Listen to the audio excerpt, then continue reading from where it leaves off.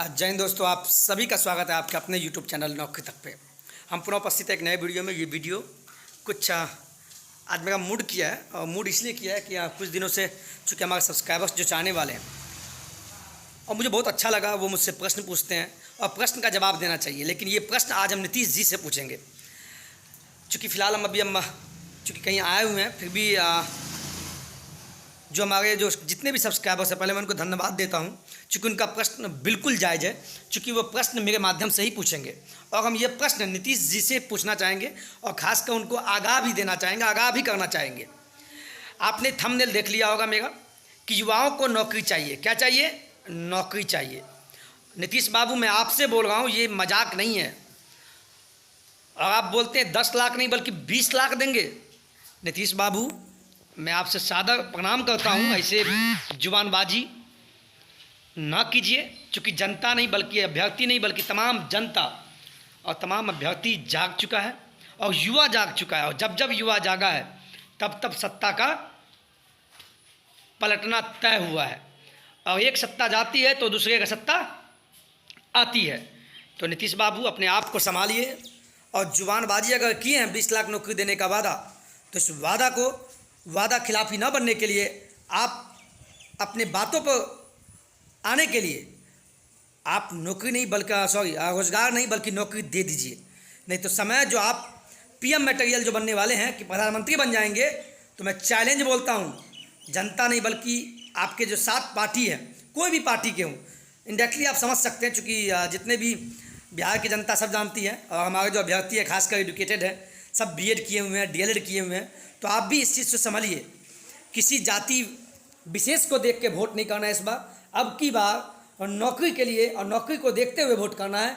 कोई भी सरकार बने, ये जो कहता है कि हम 10 लाख नौकरी देंगे, 20 लाख देंगे, किसी की बात नहीं मानना है। इस बार आपको, मैं गुस्सा में बोल रहा हूँ, सत्ता से उखाड़ फेंकना है, खासकर नीतीश बाबू को। आप इंडायरेक्टली मैं बोल रहा हूँ, मुझे कोई डर नहीं है। चूँकि आप हमसे प्रश्न पूछते हैं तो मेरा जवाब देना भी जायज़ है। चूँकि हम किसी सत्ता में मैं नहीं हूँ, ना कोई मैं शिक्षा विभाग में हूँ, लेकिन शिक्षा विभाग के अंदर मैं एक शिक्षक हूँ और शिक्षक होने के नाते मैं एक चाणक्य भी हूँ। और आप तमाम अभ्यर्थी जो शिक्षक बनने वाले हैं, आप चाणक्य की भूमिका में आ जाइए और सत्ता को पलटने का काम कीजिए। अब ऐसे नहीं होगा। 2022 में 7वां चरण होगा कि नहीं, ये आप भी जानते हैं। कितना आंदोलन हुआ, उस आंदोलन में आप भाग लिए, आपके थ्रू मैं भी भाग लिया।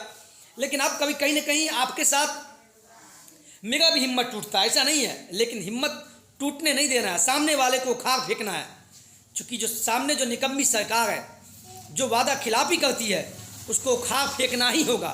अब कुछ नहीं होगा। हम तो डूबे सनम तुझे भी डुबा देंगे, यही नीति पर चलना होगा। और आप तमाम अभ्यर्थी से मैं बोलूँगा, आप खुद एक समझदार है और हाईली एजुकेटेड है। अब ऐसे नहीं होगा। नीतीश बाबू को अब ये तेजस्वी बाबू को टारगेट करने से नहीं होगा। चूँकि हमारे जो मुखिया हैं, मेन मुखिया हमारे कौन है? नीतीश जी हैं। और नीतीश जी जो अभी विगत 17-18 साल से मुख्यमंत्री जो बने हुए हैं, उनको लगता है कि लोग हमको अब भी चाहेंगे।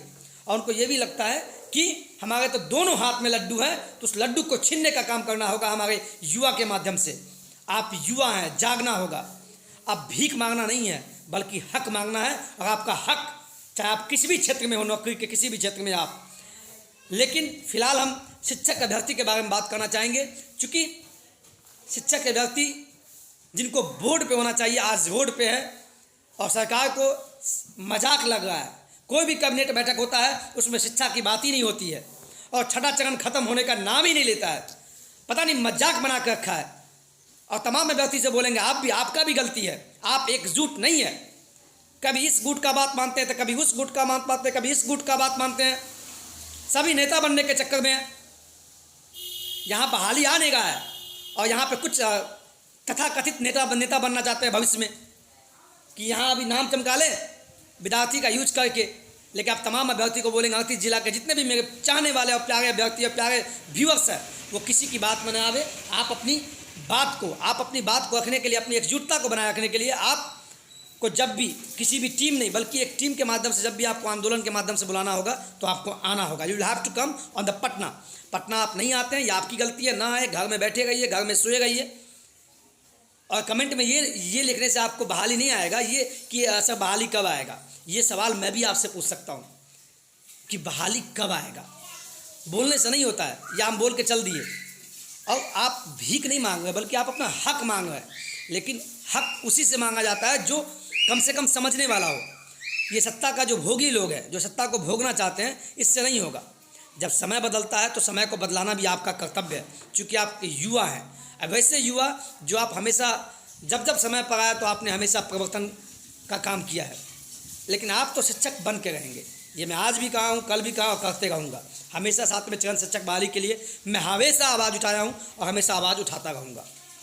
इसीलिए आप तमाम अभ्यर्थी से बोलेंगे, आप भी मेरा साथ दीजिए, इस वीडियो को शेयर कीजिए और उन क्या बोलते हैं, जो बोलीबाज हैं, जो कैसे शब्द का मैं प्रयोग करूँ, लेकिन मैं इतना कहूँगा कि आप अपना हक के लिए लड़ना होगा। और 7वां चरण बहाली के लिए जो भी मांग है, उस मांग को आंदोलन के माध्यम से पहले भी रखे हैं और आगे भी रखना होगा। और घर से निकलना होगा आपको, जब निकलना हो, जब आपको समय नहीं, जब भी आपको आदेश होगा तो निकलिए।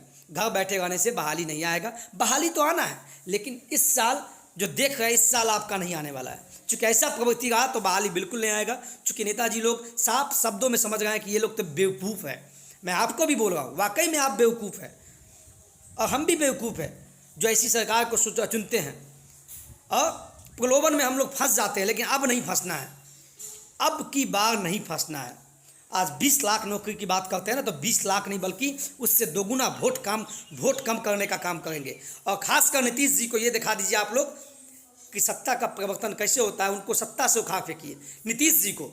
और दुनिया क्या है उससे मुझे मतलब नहीं है, ये सब का खेला मेला किया हुआ नीतीश जी का है। अब हम समझ चुके हैं, चूँकि कितना ट्विटर अभियान हुआ, क्या क्या हुआ, महा आंदोलन हुआ, अनिशु गामान जी उसमें घायल हुए। बताइए, डीएम साहब, एडीएम साहब पे भी कोई कार्रवाई नहीं हुआ, कुछ नहीं हुआ, बन उनका प्रमोशन नीचे कर दिया गया है। तो ये मजाक है, ये तमाम अभ्यर्थी के मुंह पे तमाचा है। और हम तमाम अभ्यर्थी जो जाति में फंस के और उनकी बातों में आके, वोट उनके प्रलोभन में आके कि ये दे देंगे, वो कर देंगे, ये कर देंगे, चूँकि आप जागिए। बस बहाली तभी आएगा जब आप जागेंगे। और जागने का मतलब ये नहीं है कि घर में देख के वीडियो देखें और लाइक शेयर सब्सक्राइब करें, नहीं। प्लीज़, आंदोलन में आप नहीं आए, इसी का परिणाम है कि आपका बहाली अगले साल चला गया। लेकिन अगले साल आएगा या नहीं आएगा ये कोई यूट्यूबर नहीं बोल सकता है, क्योंकि जब शिक्षा विभाग नहीं बोल रहा है तो मैं या आप क्या बोलेंगे। और मैं कभी आपको बरगलाने का काम नहीं किया है, क्योंकि मैं भी एक शिक्षक हूँ। क्यों झूठ बोलूँगा आपसे? तो आप भी किसी से प्रश्न करने के बजाय आप जो आदेश आएगा आप उस आदेश का पालन कीजिए और आंदोलन में आने का काम कीजिए। लेकिन अगर फिर भी आप लोग को लगता है मजाक है तो कीजिए। कुछ अभ्यर्थी बोलते हैं कि सर आप तो बोलते ही नहीं हैं, तो क्या एक बात को मैं क्या बोलूँ? ये निकम्मी सरकार जब मेरी बात नहीं सुन पा रहा है तो दुख होता है। आपको मैं झूठ बोल के मैं क्या आपको घुमाने का काम करूँ? ये हमसे नहीं होगा, क्योंकि मुझे पता है। और हम लोग अभी भी लगे हुए हैं। अभी देखिए दुर्गा पूजा का पर्व चल रहा है, अब इसका बहाना लग गया, फिर इधर नगर निगम का चुनाव चल रहा है। इसका मतलब है बहाली को फंसाया जा रहा है, बल्कि फंसा दिया। और इस साल मुझे लगता है जहाँ कहीं ना कहीं 110% प्राथमिक की बहाली नहीं आ रहा है। ये सही बात है, इससे आपको सही बात से आपको रूबरू होना होगा।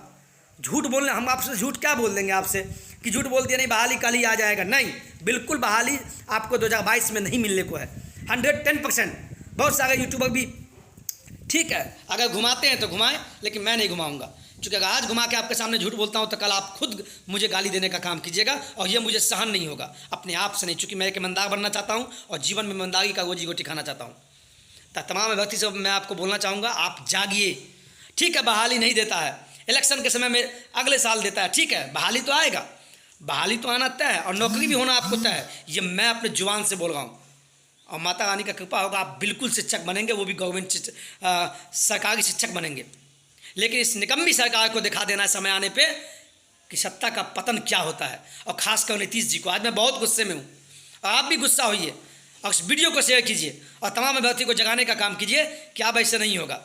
लेकिन शिक्षक आप बन के रहेंगे। मैं चैलेंज करता हूँ, किसी के बातों में मत आइए और किसी को ये मत पूछिए कि हम कब बहाली आएगा, क्या आएगा। बहाली तो आना तय है, मैं अब भी बोल रहा हूँ, लेकिन इस साल नहीं आएगा। अब मेरा कहीं ना कहीं दिल टूट जाता है और आपको जब टूटते हुए देखता हूँ तो मेरा भी दिल टूटता है कहीं ना कहीं।